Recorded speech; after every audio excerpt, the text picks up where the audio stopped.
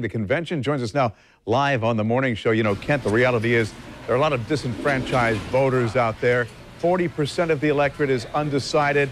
You've got a unity problem for both the GOP, the Democrats. You've got people who sit back and say, I don't know how I'm going to cast my ballot come November 8th. How did what Hillary Clinton had to say resonate with them?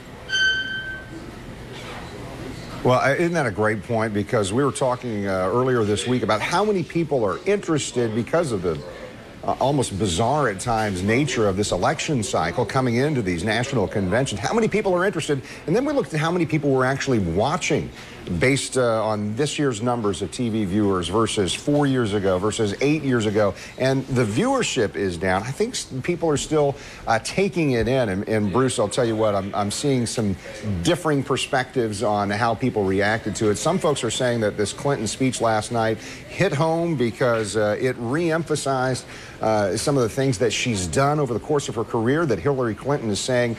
Some people are new to the podium. I'm not. I've done this. My whole life has been in public service and that sort of thing.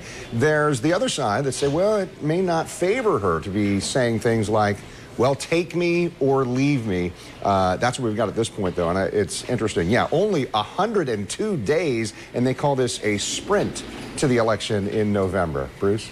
She also made it clear that she understands that there are a lot of people that don't like her or don't like Donald Trump, and that there have been a lot of assassinations on her character, and she tried to send a message to them.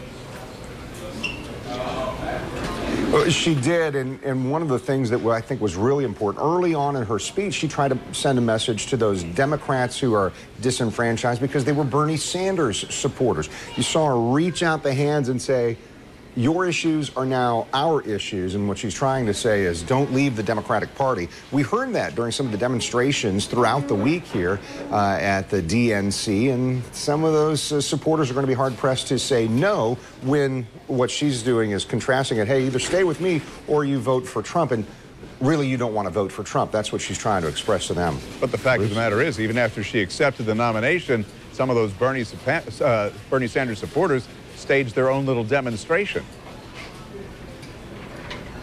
Yeah, they did, and one of the things that was hard if you were just watching on TV last night during the speech to understand is that there were some Bernie supporters still in the arena, and they tried to make their voices heard. They started shouting some things.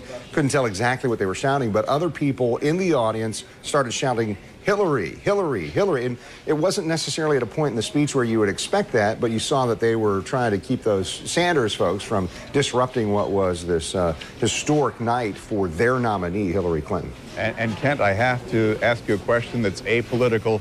Being a Philly boy, I don't know if you've had a chance to sample. Are you ready to vote on the best Philly cheesesteak?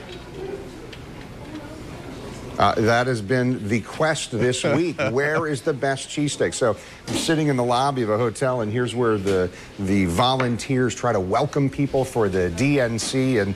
And so I asked some of those ladies, and even they had a disagreement. D-Nix, you got to go to No, you're going to Jimmy's. You got to go downtown to Jimmy's. Those are the best Philly cheesesteaks. Anyway. Okay, they're all wrong. It's kind of fun to pursue that this week, and we probably should have asked you, Bruce. They're all wrong. I'll tell you what, if you're still going to be down by the Wells Fargo Center, go down to 16th and Market, Steve's, which is out of Northeast Philly, or I think you guys are staying at a hotel in Mount Laurel, New Jersey. There's a Tony Luke's in a bowling alley on Route 73. Either way, you can't go wrong. I'm going bowling too. Yeah, it's been a blast, and Philly's been very gracious and great to all the delegates here. Got to find that.